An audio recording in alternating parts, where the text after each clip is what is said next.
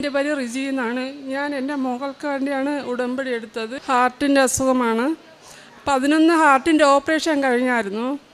ഇപ്പോൾ ഈ ഒരു 10-11 മാസമായിട്ട് മോക്ക് ഓക്സിജൻ്റെ അളവ് കുറവായിരുന്നു. 58 ഉള്ളായിരുന്നു. അതുപോലെ BP 52 ഉള്ളായിരുന്നു. അതിനുശേഷം വീട്ടിൽ സ്ഥിരമായി ഓക്സിജൻ കണ്ടിന്യൂ ആയിട്ട് കൊടുത്തുകൊണ്ടിരിക്കുകയായിരുന്നു. ഇപ്പോൾ ഒരു 7 മാസമായിട്ട് മോക്ക് ഒരു വെട്ടൽ വന്നു. ശരീരം ഫുള്ള് വെട്ടലായിരുന്നു. എന്ത് ചെയ്യണമെന്ന് എനിക്കറിയത്തില്ല. 4 പേരും കൂടെ ആണ് എൻ്റെ മോളെ ഇങ്ങനെ പിടിച്ച് ഹോസ്പിറ്റലിൽ കൊണ്ടുപോയത്, ആംബുലൻസിൽ ഓക്സിജനോട് കൂടി.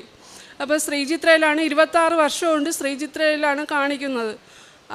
അവിടെ കൊണ്ട് ചെന്ന് 2 ദിവസം ICUയിൽ കിടന്നു. ICU കിടന്നപ്പോൾ മോക്ക് ഡോക്ടർ സകല ട്രീറ്റ്മെൻറ്റും ചെയ്തിട്ട് മോക്ക് ഒരു അസുഖവും ഇല്ല എന്നാണ് ഡോക്ടർ പറഞ്ഞത്. ഡോക്ടർ പറഞ്ഞപ്പോൾ കൂടുതൽ അവളെ ചിന്തയായിരിക്കാമെന്ന് ഡോക്ടർ പറഞ്ഞു. എന്നാലും ഈ വെട്ടൽ മാറുന്നില്ല. അങ്ങനെ തിരിച്ച് വീട്ടിലേക്ക് വിട്ടു. വീണ്ടും പിറ്റേ ദിവസം കൂടുതലായി. മോളെ ശരീരം മൊത്തം വേദന, ഞരമ്പുകൾ വലിഞ്ഞു മുറുകി, തുണി ചുറ്റി കഴുത്തിൽ ഇറുക്കി പിടിച്ച് കെട്ടുമായിരുന്നു വേദന കൊണ്ട്. എന്നിട്ട് അത് സഹിക്കാൻ വയ്യാതെ വീണ്ടും ഞാൻ ശ്രീചിത്രയെ കൊണ്ടുപോയി അവിടെ ന്യൂറോയിൽ കിടത്തിയപ്പോൾ അവിടെ വന്ന് ഡോക്ടർ പറഞ്ഞു, ഡോക്ടർ വീണ്ടും പരിശോധിച്ചു. അപ്പം പറഞ്ഞു അഞ്ജനയ്ക്ക് ഒരു അസുഖമില്ല, അഞ്ജനയുടെ തോന്നലാണ് എന്ന് പറഞ്ഞു. അപ്പം മോളെ എങ്ങനെയാണ് ഇത്രയും ഒരു റിസ്ക് എടുത്ത് ഇങ്ങനെ ഒരേ കണക്ക് കാലിൻ്റെ പാദം തൊട്ട് ഉച്ച വരെ ഒരേ കണക്ക് വെട്ടലും 2 പേര് കൂടി പിടിച്ചാണ്. കുറച്ച് നിൽക്കാൻ പോലും പറ്റത്തില്ല, നടക്കാൻ പറ്റത്തില്ല. 2 പേരും കൂടി ഇങ്ങനെ പിടിച്ചാണ് കൊണ്ടുപോയിക്കൊണ്ടിരുന്നത്. ഡോക്ടർ പറയുന്നു ഒരു അസുഖവും ഇല്ല എന്നാണ്. അപ്പോൾ അവസാനം ഡോക്ടർ പറഞ്ഞ് ഇത് അഞ്ജനയ്ക്ക് ഒരു അസുഖമില്ല, അത് അഞ്ജനയുടെ തോന്നലാണ്, അഞ്ജന കൂടുതൽ അഭിനയിക്കുന്നതാണെന്ന് ഡോക്ടർ പറഞ്ഞു. എൻ്റെ മോൾക്ക് ഇത്രയും അസുഖം കൊണ്ട് അഭിനയിക്കേണ്ട ഒരു കാര്യവുമില്ല.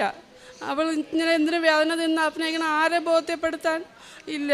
അപ്പം മോളെ കഴുത്തിലൊരു കൊന്തമാല ഉണ്ടായിരുന്നു, മുറുക്കെ ഇങ്ങനെ പിടിച്ചു. അപ്പോൾ ഡോക്ടർ പറഞ്ഞു അഞ്ജനയ്ക്ക് ഇനി ഇവിടെ ചികിത്സ ഒന്നുമില്ല എന്ന് എൻ്റെ അടുത്ത് പറഞ്ഞായിരുന്നു.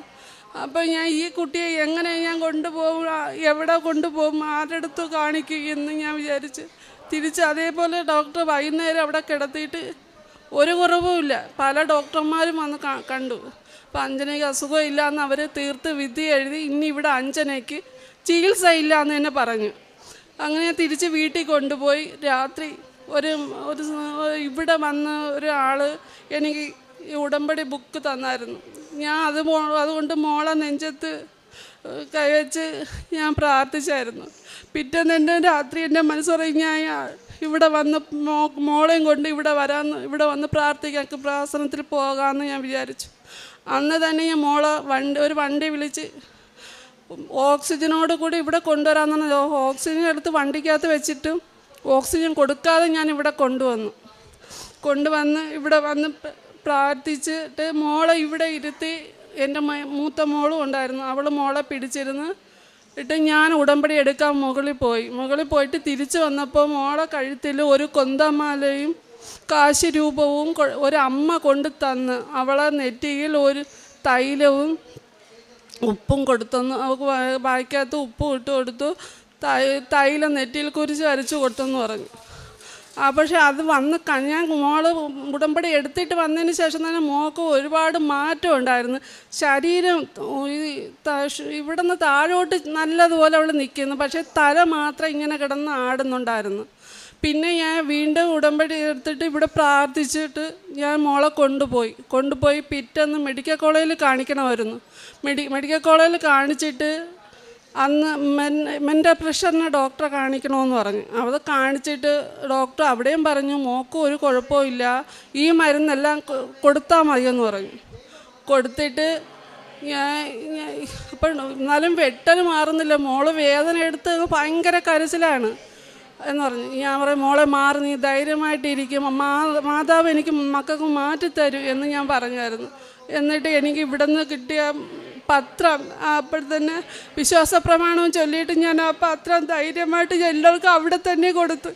അവിടെ നിന്ന് കൊടുത്ത് എൻ്റെ വീട്ടിൽ ചെന്നപ്പോൾ എൻ്റെ മോളെ വെട്ടലും മാറി, എല്ലാം മാറി. അവൾ നല്ലതുപോലെ ഓട്ടോയിൽ നിന്ന് ഇറങ്ങി നടന്ന് എൻ്റെ വീട്ടിൽ പോയി. അതിനുശേഷം എൻ്റെ മോള് ഭയങ്കരമായിട്ട് എന്നാലും ഓക്സിജൻ കൊടുക്കുന്നുണ്ടായിരുന്നു. എന്നാലും ഞാൻ എൻ്റെ മുഖം ഇത്രയും ഇത് മാറ്റി തന്നെങ്കിൽ ഇത് മാറ്റിത്തരുമെന്ന് വിശ്വസിച്ച് ഞാൻ അന്ന് മുതൽ വെള്ളിയും ചൊവ്വയും ഉപവാസം എടുത്ത് പ്രാർത്ഥിച്ച് എന്ന് ഞാനും മോളും പ്രാർത്ഥിക്കുമായിരുന്നു. പ്രാർത്ഥിച്ചിട്ട് ഞാൻ എന്നും ഞാൻ വേല ചെയ്യണം, അത്രയും മരുന്നും ആശുപത്രിയിലും കൊടുക്കാനേ ഉള്ളൂ. എൻ്റെ വീട് അത്ര ദുരിതാവസ്ഥയാണ്. എന്നെ ഈ ആശുപത്രി പോക്കൊന്ന് കുറച്ച് തരണേ മാതാവേ എന്ന് പ്രാർത്ഥിച്ചു. ഇപ്പം 2-3-4 മാസമായിട്ട് അതിന് ആശുപത്രി പോക്കില്ല. പക്ഷേ പോയാലും കിടത്താറില്ല, അപ്പോഴേ തിരിച്ച് മരുന്ന് തന്ന് വിടും. ഇപ്പോൾ 1-2 മാസം കൊണ്ട് ആശുപത്രിയിലും പോക്കില്ല. നല്ല രീതിയിൽ മോള് വന്ന് ഇപ്പോൾ ഇവിടെ ഓക്സിജൻ ഇല്ലാതെയാണ് ഇന്ന് മോളിവിടെ വന്നത്. ഉടമ്പടി എടുക്കുകയും ചെയ്തു. നമ്മൾ ദൈവത്തിനോട് നന്ദി പറയുന്നു, എനിക്ക് ഇത്രയും ആക്കി തന്നതിന്. ഇനി ഞാൻ അമ്മയോട് കൂടുതൽ വിശ്വസിക്കുകയും അമ്മയുടെ വചനങ്ങൾ വായിക്കുകയും ചെയ്യും. അമ്മയോട് ഞാൻ എന്നും കടപ്പെട്ടിരിക്കും. മത്തായി 15:28 യേശു പറഞ്ഞു, സ്ത്രീയെ, നിന്റെ വിശ്വാസം വലുതാണ്, നീ ആഗ്രഹിക്കുന്നത് പോലെ നിനക്ക് ഭവിക്കട്ടെ.